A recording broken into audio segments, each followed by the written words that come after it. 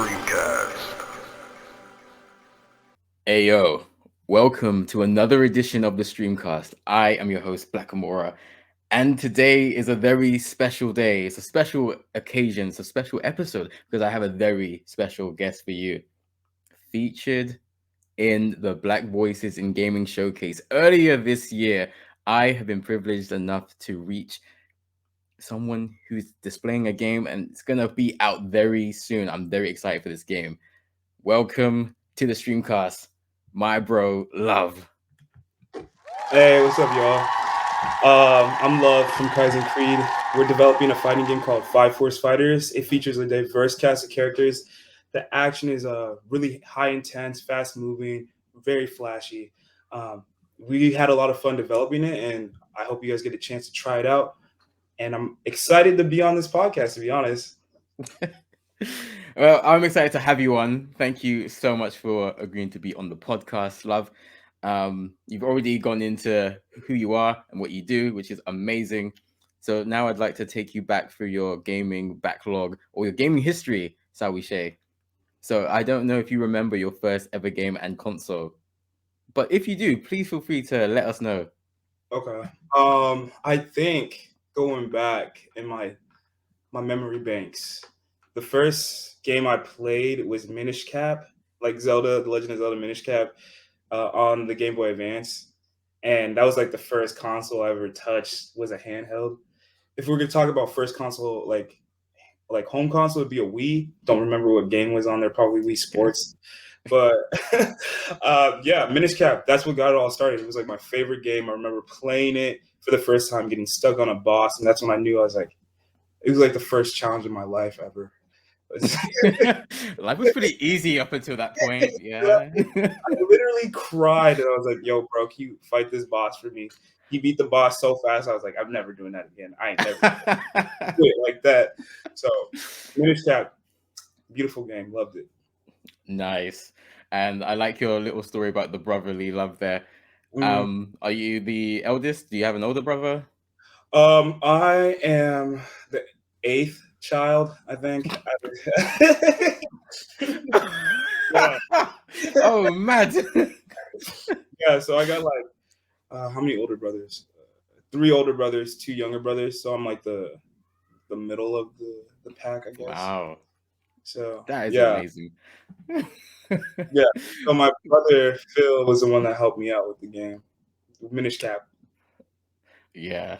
Unfortunately, I had to be that older brother. So if my brother was stuck on a game, he had to give me the pad. And if I couldn't do it, then we just weren't playing that game anymore. You get me? Can't cancel it. Yeah. I get you. Sure. So we've talked about your first ever game, and now I want to talk to you about your top games, your top 5 games, if you can. What are your Okay. favorite games that you've ever played? Not in any particular order. Breath of the No Wild, order. yes, I love that Okay. game. Sekiro is some heat. Yes, let's go. All right, Hey, cool. let me just go into that a little bit. I was, it was while I was developing Five Force Fighters. I was playing that game a lot. I was having so much fun with it. It was the hardest game I've ever played in my life. So the challenge and losing was something like I was like, every single game needs to have this type of experience where you lose, like, and you come Yes. back, and it's not like you come back from grinding that you got better. You come back and like your character levels up. Like that's not what this game is about. It's like you come back and your skills have gotten better. You've memorized the boss's moves. You've kind of just learned how to react. I'm like, that's an experience, you know. You get it. You get it. Honestly. So No, continue. okay, so that's what's next? Chrono Trigger. That's some heat. I played it on the DS. Really fun. The time travel mechanics, the character development, all of that. Super great experience.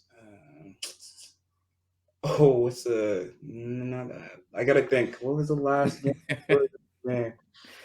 Cuphead. Same type of thing. Similar to Sekiro, who has that challenge. I think it's a little bit unfair sometimes, if I'm being honest. It's not like Sekiro where you're like, you know what the boss is doing. You just Cuphead is like there's some times where you can't. I feel like you can't avoid a move or something like that. Yeah, And so, but it's still fun, and I love the art style. That same. what type of cartoon, like 70s, 80s I cartoon? want to say 70s. It gives me Tom and Jerry vibes. Mm-hmm. So like I think Barbera. I don't even know how to say it, but like the old Cartoon Network kind of energy. Yeah, I just really love like the art style. Mouse and all that. So, Yeah. and then my final one, got thought up there. 5 4 spiders. Let's go. Number 5. I like that. I like that. You got it. You've got to. Okay, let me go into a little bit about 5 4. It's like I feel like the way 5 4 is going right now, we've spent a lot of time thinking about how how we can make every single aspect of that game unique without even really making that the main point or the main focus of why we developed it that way. It was just kind of a natural thing that occurred. So, like, if I can give some examples, 5 4s has light attacks that do no damage, light attacks that don't kill, but their main point is to build up meter. You know what I mean? Like you're using your lights to build up the meter, and with that you can actually do some destructive combos because you have so much meter now. And then we have heavies, but the heavies don't work the same. You can charge them up, and then it's not like you charge them up to do more damage. They charge up and the properties of the move changes. So you're able to, instead of doing a punch that hits hard, now it launches it launches the opponent's character, and you have a wall bounce now to produce a different type of combo string. So just things like that. That's why I love 5 4s. It's just like the experience that you're having is completely different. Man, I can tell that you thought about this game a lot. Like even that little bit there, I'm like, rah. No, I we thought. definitely want it now. Yeah, there's a lot of things. There's so many details, just from meters to what the meters can do to what the moves can do, that kind of change up how you would see a fighting game in general.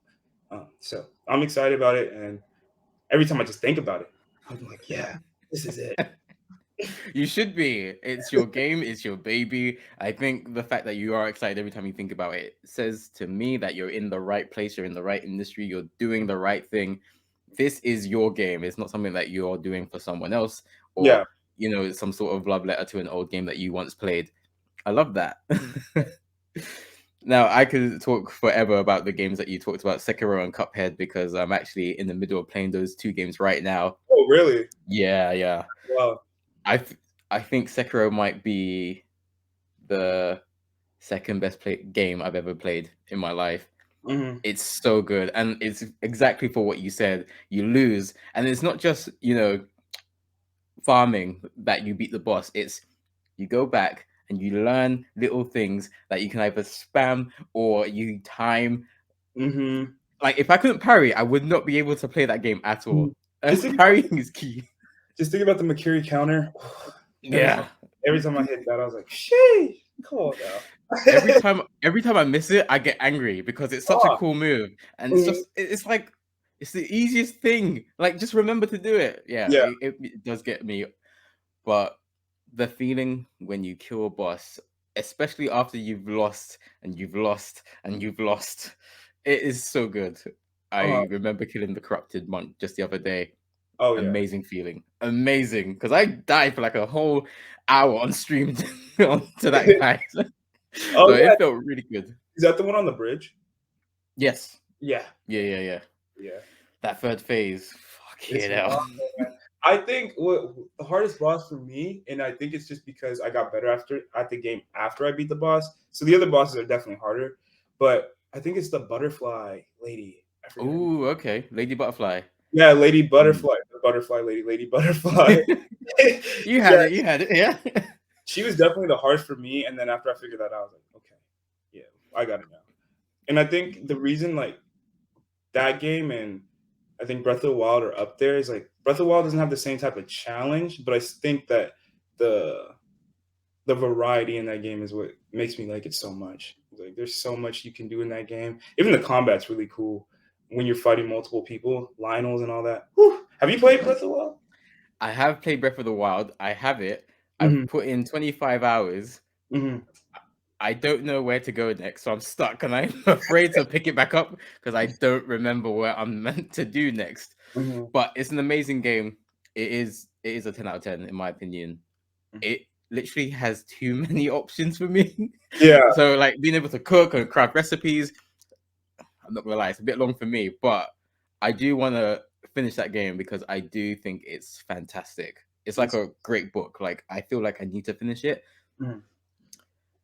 Also, I don't know how I feel about the controls scheme because I didn't grow up playing with Nintendo consoles. I grew up playing with PlayStation consoles. So games like Sekiro and your Ghost of Tsushima, those control schemes are more natural to me. So it is a bit weird having to strafe and having to remember to do three things on the pad, but I'm sure I can learn it. Oh yeah, I'm sure. Oh, can I? yes. I think I need to switch one of my games. Actually, I'm gonna take out Cuphead. I know I said no particular order. Get it ready. Get You're it. taking out Cuphead. Gotta go. What was it? I think Tactics Ogre Let Us Clean Together. I like that. Wow. Okay. What That's about that game has kicked out Cuphead? oh, so much.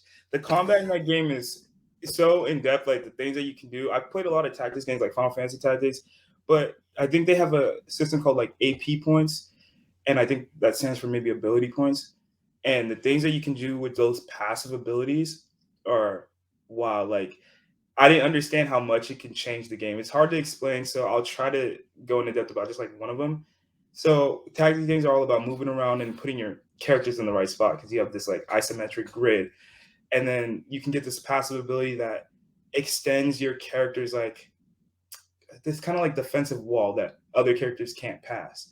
And just by having that, you can't do as much in the game. And those type of little details that you don't even have to like use in battle that are just on your character kind of just made the game so much more fun for me and made it so much more challenging at the same time because the enemies have the same exact stuff. So yeah, the game had a lot, and that's why I liked it a lot. And the story's amazing. Yeah, love a good Well story. said. I think I think we're at that point now where good games need a good story. Mm-hmm. In the most part, I know you can have your anomalies here and there, but I think mostly a good story makes a good game and vice versa. Yeah, I, So I I feel yeah, like video games are the pinnacle of entertainment because not only are you getting great music, you're experiencing a movie, and then you also have the story that goes along like a book. You know, it's like all of it combined. And exactly. the only thing I say that movies have over video games is that they're directly shown to you. You know, you're not really experiencing it, so you can diverge when you're playing video games. But with movies and shows like that, you kind of have to follow a path, which is kind of nice. But video games are the best. I agree. And I'd argue that makes video games even better because then you can enjoy the masterpiece at your own pace and Hmm. you're fully involved, being interactive, directly influencing what does what with your actions. Yeah, agreed. So, love, obviously, you know a lot about games, your memory and your experiences are extensive. How did you go from playing games and enjoying them to creating games? So let's just run it back. So I guess in high school, I was I was a TA, right? So TA is like teacher assistant, Mhm. and I didn't do much. I was in the library, and I was just sitting there early in the mornings, and I was on my phone playing Final Fantasy Tactics on the phone, the mobile game. I caught myself like doing that a lot. Like freshman year, I'd be in this class playing like I had emulators on the school computers, and I was playing, Oh my gosh. I was playing A Link to the Past on the school. Oh, sorry to cut you off. That's one game I really want to play. Go ahead. Hmm. Continue. Really fun. You would enjoy it. So I was playing that. Don't tell my parents I was doing all that during school. uh, It's fine. so Parents yeah, don't listen to this pod. yeah, they're not. So I was doing all of that throughout like high school and stuff. And then my senior year, I was like, man, I'm graduating. I guess I got to figure out what I want to do. And I was like, man, I don't really. I mean, I was gonna go to school regardless, but I was like, I don't really want to go to school like that. I want to have like a creative crew. I want to make stuff. And so I was like, okay, we can make video games, we can make TV shows, we can write stories, we can create poems, things like that, right? So I gathered these kids together because I was walking around. And I saw some kid drawing. His art was amazing. Literally the best art, some of the best art I've ever seen. Like now he's working for, I think some TV studio, like a cartoon studio. I was like, well, my eye was right. He had the talent. Uh, but so we did that for a little bit. And that was the first time I had this kind of role of being a creative director in a sense, coming up with ideas, kind of writing down meetings, working together closely with other people. But as the year came to a close, summer started, like it started to fall apart. And, creative crew ended up not being a crew anymore. And so I started going to college and things like that. But that feeling to make something was still in the back of my mind. And I called my friend Bird Boy, who's working on the game with us now. He's the writer. He was in Massachusetts going to college, and we were just talking like, "Damn, I really wanted to do that thing like that we were doing in high school." And he's like, "Yeah, I don't even really want to be out here in Massachusetts anymore, so I think I'm gonna be coming back." I was like, "All right, bro. Like, we'll get it going."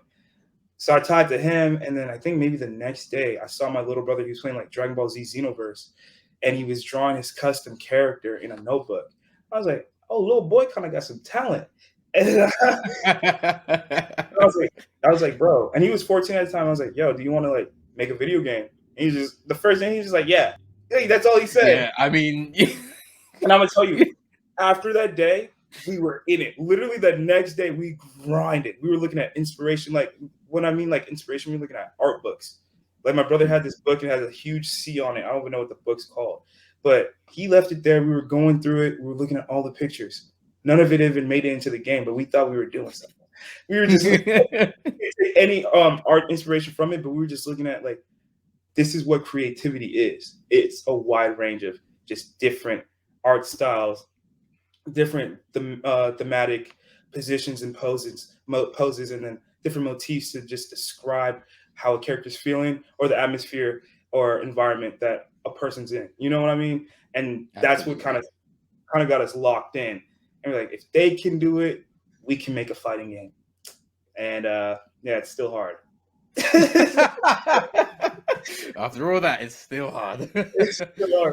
So that's really what kind of got us in. And at the time, I mean, I was a little down in the dumps. I just broke up with my girl at the time, and that was kind of the thing that kind of pushed me. That and working out were really the two things. Of course. Opening the mind and building those muscles. Yes. So yeah, that's how it all got started.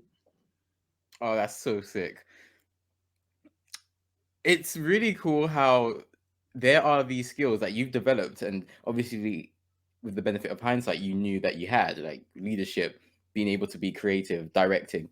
But then at the time, you're just like, I'm just hanging out with my friends. You don't really think about being able to spot talent as relatable to being a scout, or being able to write meetings, plan them, organize everyone's day, and actually suggest ideas that are going to be actioned in the next 3-6+ months. That is very cool. That's a lot of leadership capabilities there. You should be very proud of yourself. I think that's very wavy. I appreciate it. I think it took a lot to even try to understand. I mean, in high school, I was a part of like ASB, so like student council, body, whatever you want to call it. And so I kind of had a bit of experience with that. And then I tried to like take what I learned from there and apply it to what I do now and what I was doing back then. And it's definitely been beneficial. And I'm glad that I didn't just let those skills pass me by. Been able to easily communicate and have conversations that not only inspire, but actually give some people some drive to, do more than they thought they could. So that's what's really cool. Love that. Beautiful. So talk to me about this game in particular, because I've been a fan for a while. I remember seeing like a few tweets just showcasing combos, and this was round about the time I was playing Dragon Ball FighterZ, one of the best fighting games I've ever played. And I'm just like seeing the loops and seeing the combos. I'm like, raw, this game looks sick. So let me follow this guy. So I'm seeing all this hype build up over the years. So how has it been actually making five Force Fighters? What was the inspiration behind the game, and how has it been, taking any feedback and this wave of fans that you've cultivated? So inspiration wise, I think that it's kind of hard to describe because when we just started making the game, it was just like we jumped into it. We might have been subconsciously, inspired by things, but it was more of, oh, we just started drawing stuff. We started talking about mechanics. I know for a fact there's a few games that I can be like, yeah, we were kind of directly inspired by, like Smash Bros. With the directional inputs that we have in the game to simplify how you do specials and things like that, because we wanted the game to be quick, fast paced. And especially for me, I'm not the best at fighting games, so I wanted to be able to beat my little brother at fighting games because would beat the crap out of me in every game, in every fighting game. So I was like, let me get some. Let me get some. So that was one thing, like Smash Bros.'s inputs and things like that. Final Fantasy, Dissidia, has a weird game. I don't think we really took a lot from it. The more that I wanted to, like at first we wanted to have like this number system that kind of was similar to the city. Scrap that. So even though it was an inspiration, it's not anymore. Like it was like a thought, but we canceled like all of the ideas that were coming from that. If I can track back to Smash Bros, the big thing about Smash Bros, I think that we wanted to take from it was like the free form of how combos kind of work in Smash. Because when percentages increase, the way you have to approach your next moves have to change because you're causing more knockback every time you hit a character or something like that. So we were like, how can we do that with a traditional fighter? And that's where we added this force system where you're able to create fluid combos, cancel into things pretty nicely. And that's how we kind of tried to mimic that similar fluidity that Smash Bros had. Uh, and obviously, a lot of people have looked at the game and they've seen Dragon Ball Z kind of movement, but it was more so like, okay, we were just having fun. Like this is how game. If it looks, Dragon Ball Z, I feel like that's what Akira Toriyama did. Was like, yo, this stuff looks cool. That's what I'm putting in. I think that's what we're doing. Is like this stuff looks cool, and that's why it's in the game. That's why these moves are so flashy. And when you think about cool stuff, it's like it's not a lot of technical things going on. It's just like, how can I make that guy fly from that side of the screen to this side of the screen and then appear above you and smash you down? Like that's how it's going to be. So yeah. Exactly. And when things are just very flashy and very cool, they just appeal to a different part of the brain. So people are going to be interested before they even know what it is they're looking at. And Yeah. maybe that applied to me. Maybe I was like, raw, look at those colors. And then I was like, okay, this is like a pure, diverse cast. And then fell in love with everything. So yeah, very good job there. How has it been? Of course, of course. How has it been dealing with, feedback, both positive and negative? Positive, it's always easy to take positive feedback. A lot of people will shoot that at you like, da, da, da, this game looks so fun, it's so fast paced. I love the characters.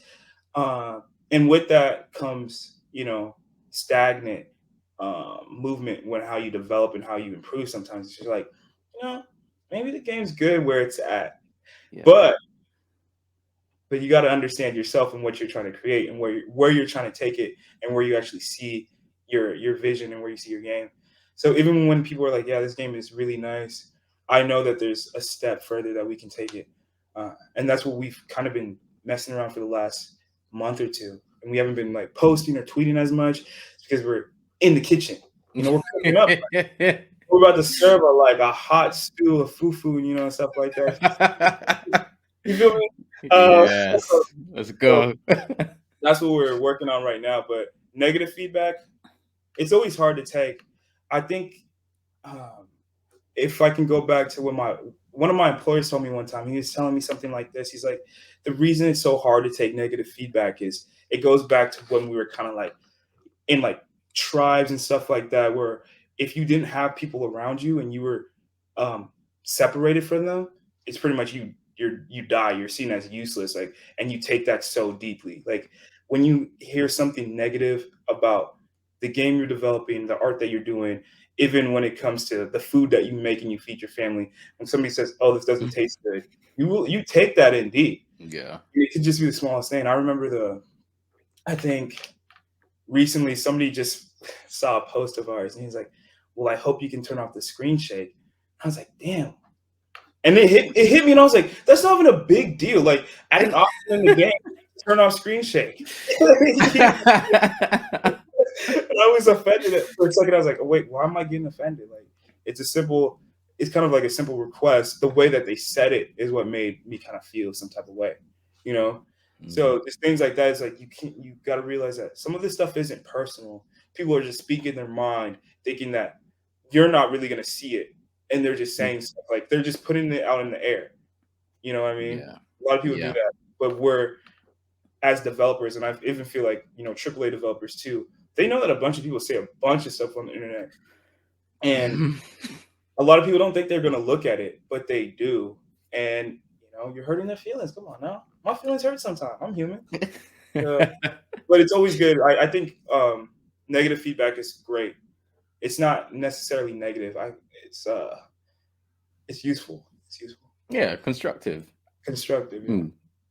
Yeah, I can relate to that in a different type of realm, I guess, because obviously in the content creation world, I definitely think positive feedback is what I like, but negative feedback is what I need, and I don't like hearing it. But I think, as you said, if you can understand that it's not personal and it is genuinely for the betterment of what it is you're putting out, what you are pouring your heart and soul into, I think at the end of the day, you will come to realize and look back at that and see they were right.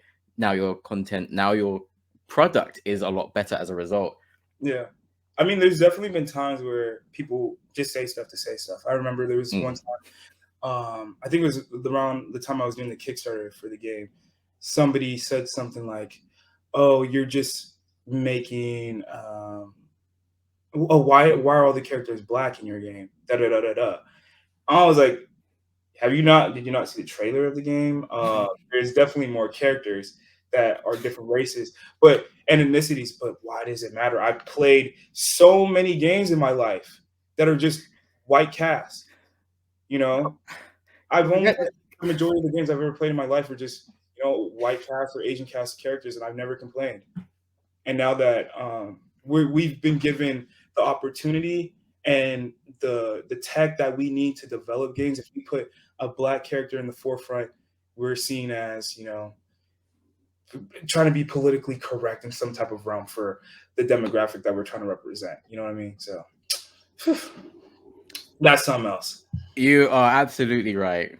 So, first of all, people do say stuff just to say stuff, especially on social media, especially on Twitter with that anonymous layer of almost power, Yeah.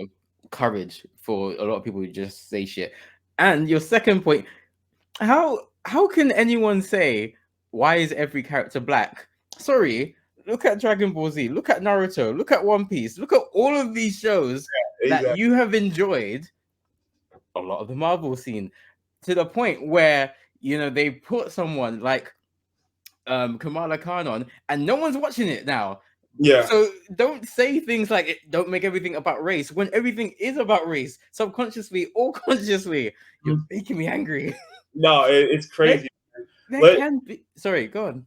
It's just like let people develop what they want to develop. Like I'm not even going to complain about. Okay, I will complain if there's character customization and I can't make a character black. That's my if like, that's me in every Souls game. I'm like, nah, where are the afros? Where is the actual skin? Why do I look like a fucking no. That's where I cross the line. I'm like, you guys you can do better. So I agree.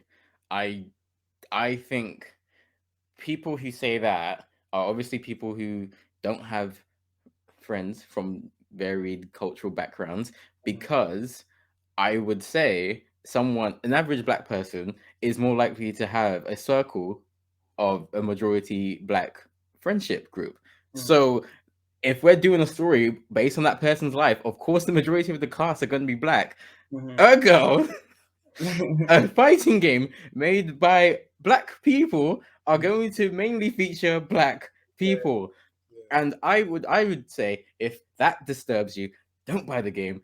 You won't be missed, because this is actually something that we do need, not tokenism where you put one black main character on the cover of your game, but then everyone else is like white to protect the story in case it doesn't sell well. Yeah. this is what we need. We need different. We need unique. We need games that are actually going to change the culture. Because think about it, being a black person, there aren't many people to look up to. There weren't. There are now. There weren't many people to look up to back in the day. Like Yeah, for me, growing up as a obviously a cartoon buff, I only remember Static Shock being a superhero.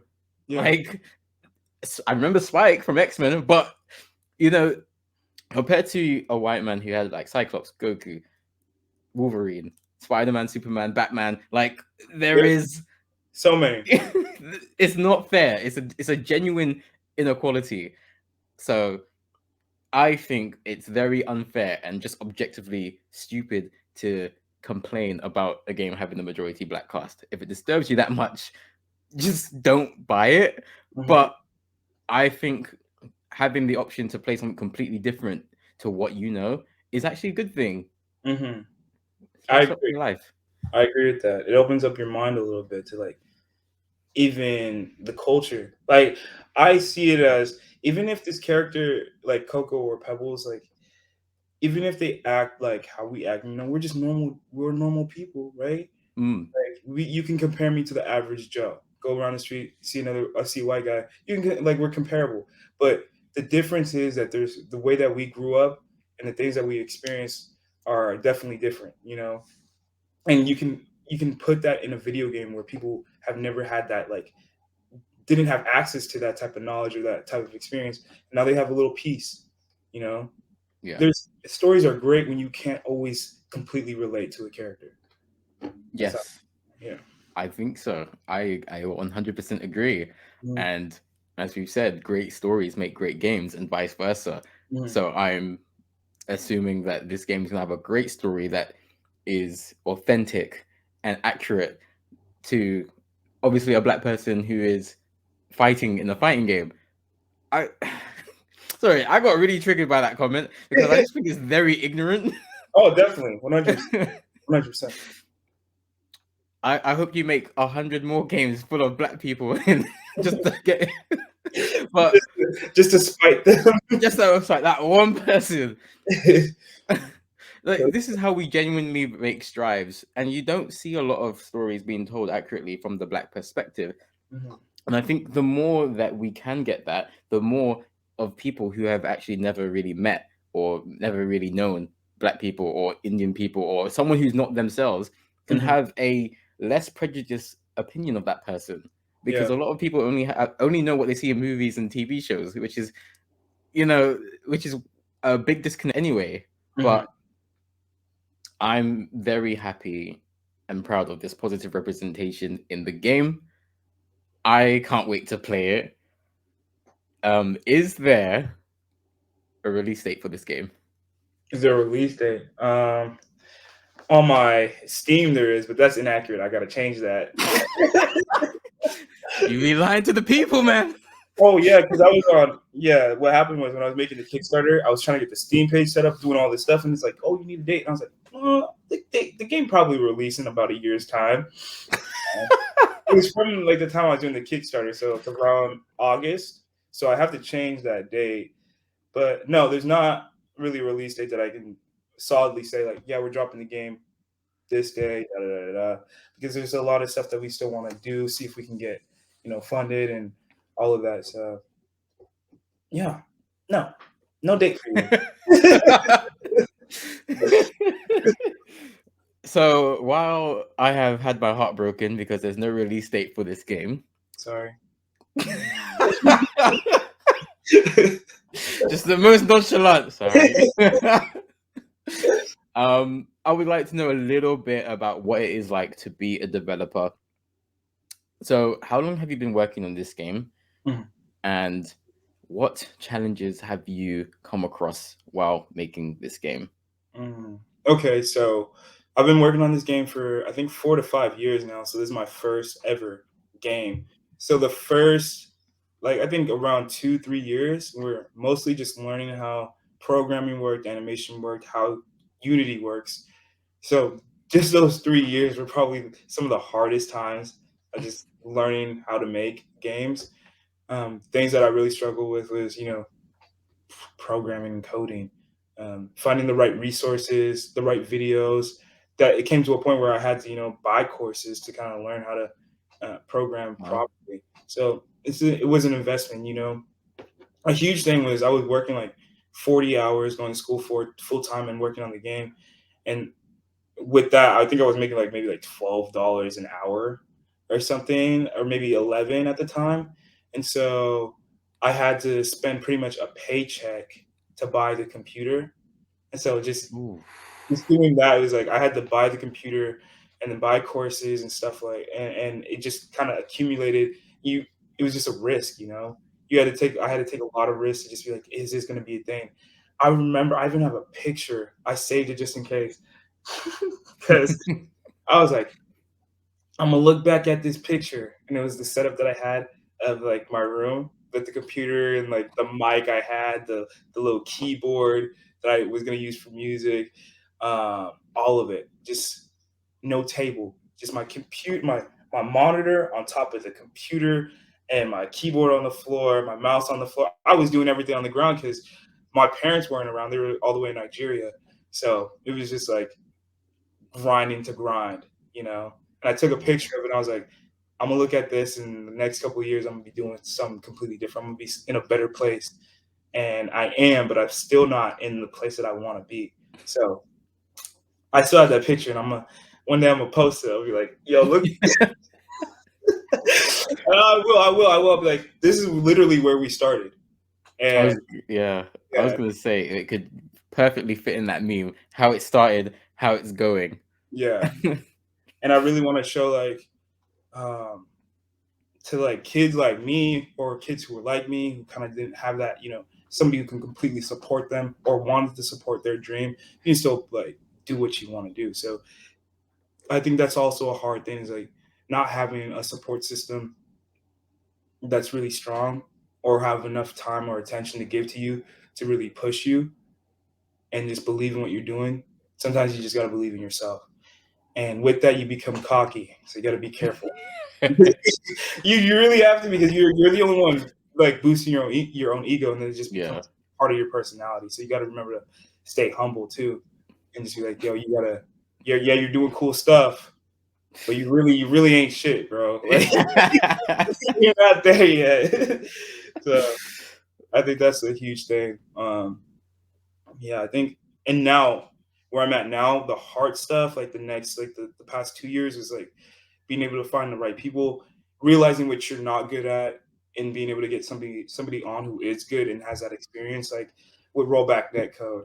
Um, that's something that I've never really like jumped into before, and then I found out that it was a huge thing for fighting games.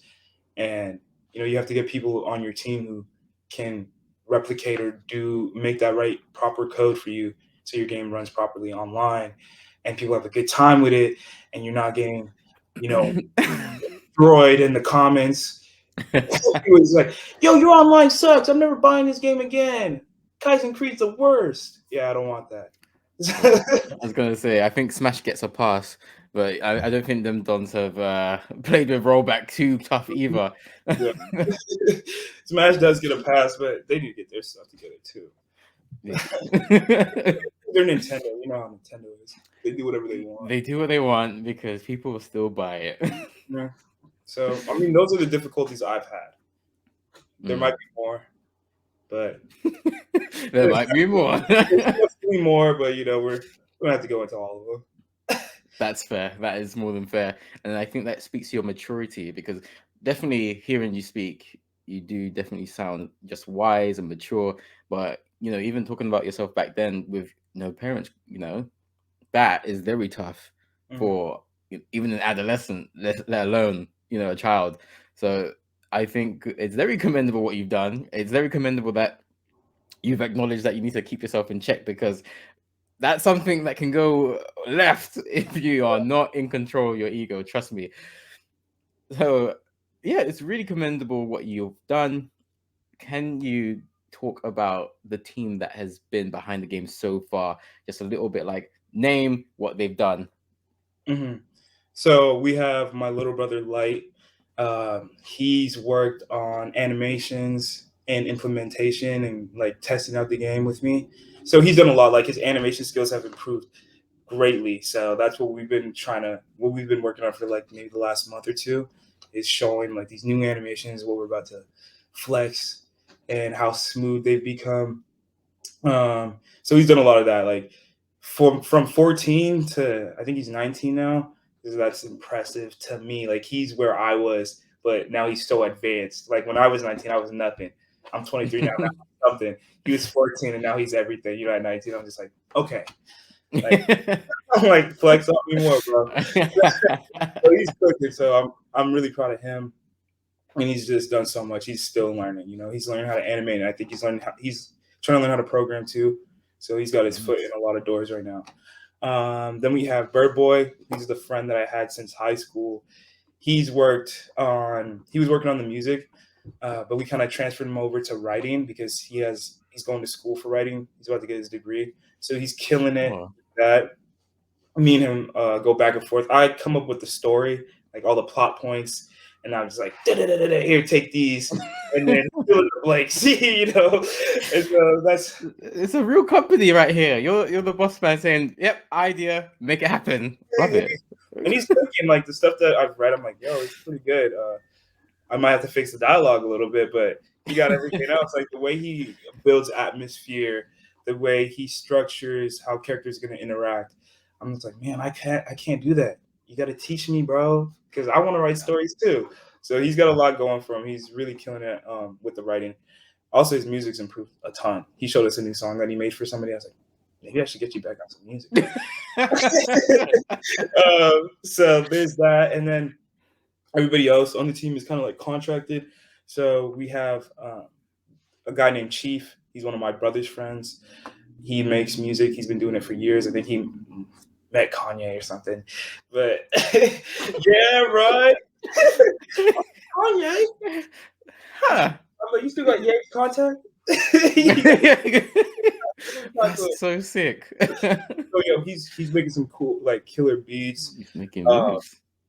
I want him like what I'm trying to do with the music is kind of like make a proper composition of music, but kind of with a hip hop emphasis.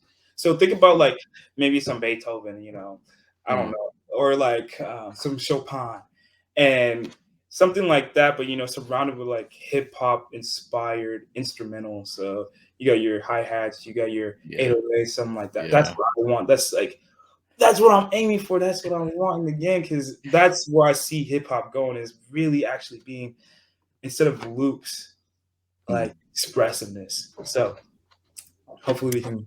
You're speaking my language right now, honestly. Honestly, really I'm so ready for this game. And hip hop is now the most popular genre in the world. The average person is more likely to have hip hop than rock, or you know, another genre on their phone. So I think that you just understand, you get it. Like you want the bed to be hip hop because that is what the culture is. That is what the lifeblood of the game is. But then obviously other genres are good too. So you want to include your Beethovens. You want to include something like that's high energy as well. It's a fighting game. It's a fighting game, right? Yeah. You got to show that high energy. Exactly. And then we also have another animator.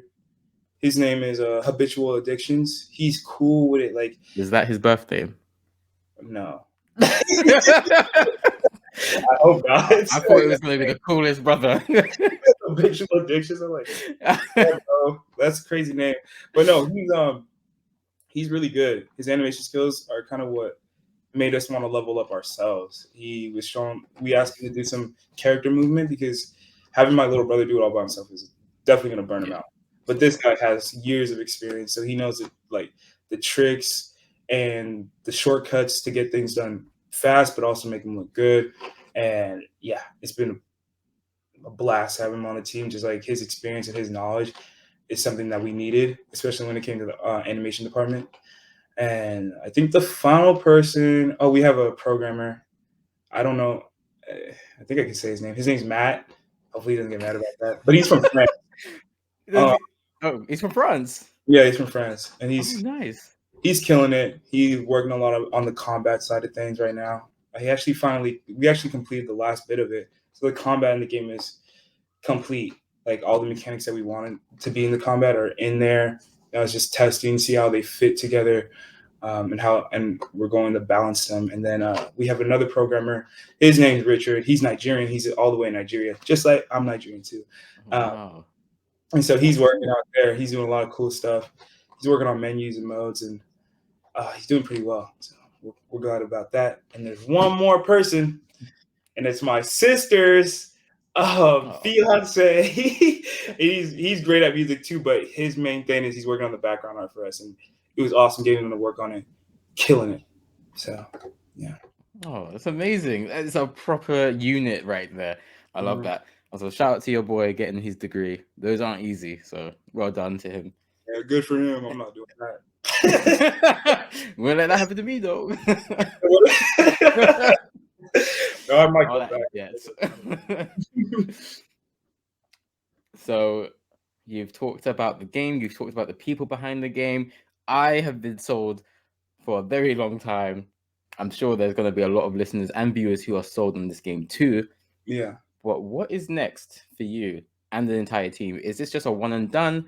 Are you planning to make more games? Are you going to transition into, telling stories? What's the plan for you, do you think?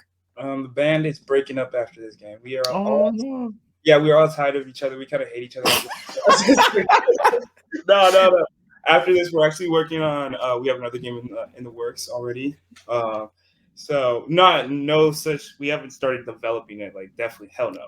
But we have this story mechanics planned out. All of this. So we have another game coming. So look out for that. Oh, that's wavy. I like it. It'll be Proper cool. exclusive. Oh yeah, it's not gonna be a fighting game. I'm done with that. I wanted to ask, yeah, because you can kind of get into a rut if you're just doing, the same kind of thing, even when they're as dynamic as making games. Do you know what genre of game it's going to be? More like so an RPG, maybe a Okay. kind of experience.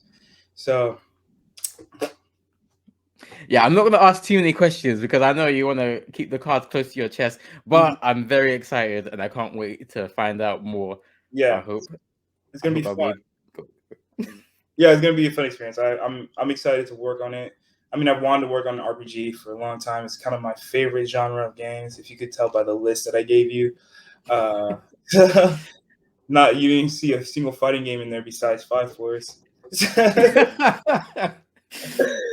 That's kind of magic, though. so that's what we're gonna be doing. And then we also have plans, because this Kaizen Creed, where Kaizen is like the philosophy of like always improving, and then Creed is like that promise to do so. So we want to do more than just make games. Like it's not supposed to be a game like studio. It's supposed to be like an entertainment studio. So at some point, being able to take it further to like making maybe an anime or a cartoon, a movie, all of that. That's where we want to be. That's Even dope. maybe even publishing comic book or just books in general would be super dope. So that's where we're trying to take our skills and our talents. That is dope. Honestly, I I just feel like you have a great mind for this stuff, and not just games. I mean, entertainment, content. Mhm. Like you haven't just limited yourself to games, even though we've just said it's the best medium for telling stories. But there's so many other great mediums as well: comic books, manga, anime, cartoons, TV series, Mhm. They all have and their advantages. Yeah. yeah, exactly. They all have their own pros, and I'm sure that you'll be able to make a big splash in each and every one of them. Mhm. I hope so. Cross my fingers. So this has been so amazing to listen to and to talk to you about. What would you say to anyone who ever had the thought, I want to make a game, but I don't know what, I don't know what kind of game to make. Would a game with a face like mine sell? What would you say to inspire someone who wanted to make a game but wasn't sure about taking that step? I would tell them just do it. Okay. Word to Nike, yes. Just do it. No, like for real, it's just like you gotta. If you want to do it, just really dig deep, dig as deep as you can. You're the only person that's gonna push you to do something. So it's good to have people around you to support you and like find that team. But there's so many people out there that have taken that first step even without a team, they saw themselves, they saw their future, they saw that vision, and they grabbed it. You can be that same type of person, and I want to be that type of person, and that's why I'm doing this. So it's just like, if you see yourself, if you see your future, which a lot of us don't see right now, um, if you do, then you have the opportunity and you have the chance to make it happen. So do it. Love that. Just do it. Fucking do it. Oh, that's crazy. And it's really cool to see the influence of Nigeria as well in the States. I'm half Nigerian myself, so yeah. That's crazy. What's the other half? Sierra Leonean. What side is your mom Nigerian or your dad? My mom's Nigerian. My dad's Sierra Leonean. Okay, so which food do you get to eat most often? Nigerian. Yeah. my dad's a great cook. He just doesn't do it often. So Yeah. I've never had Sierra Leonean food, so I think you'd be surprised. There's a lot of crossover. Oh yeah. Like fufu and stuff like that. Yeah, there's a lot of that. But I'm very confident in my Nigerian foods, my Nigerian cuisine, like pounded jam, Yeah. I don't like fufu, which I do like, okra soup. So yeah. Yeah, we can go into it. We can get into that if you want. Like, maybe I should make not a fighting game, a cooking game. Just African. Yes.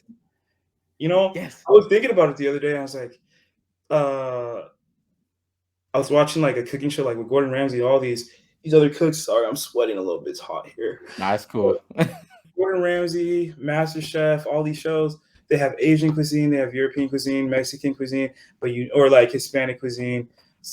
But you ever see any African cuisine up in there? Oh. You never see African cuisine.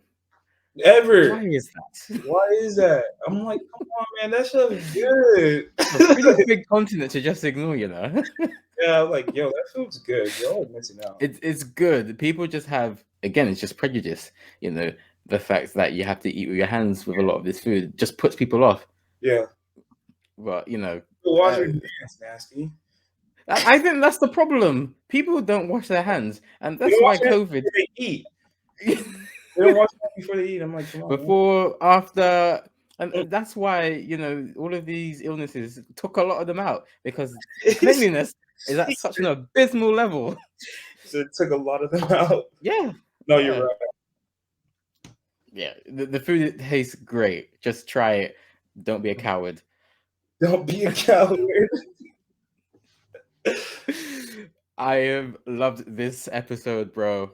Thank you so much for coming on. Of course. So if anyone would like to know more about you, follow your game, where can they find out more about you? Where can they follow you? All right. So you can find us on Twitter, Instagram, Tumblr, TikTok. I don't use Tumblr, so scratch that. TikTok and YouTube, all at Kaizen Creed, at KAIZEN CREED, Kaizen Creed. Follow. I was like, is he doing the jingle? I'm like, love that. I should make a jingle, maybe. I think you should. Do you know Sharpie? No. The purple Sharpie. She's like a commentator. I think she does stuff for like Evo. But maybe she does. The name is familiar. Yeah, you might know her. But she does jingles for all the time. I might ask her to make me a jingle. Yeah, why not? Why not? Recognizable voice. Yes, do it. Yeah. I'll tell her to watch this episode too.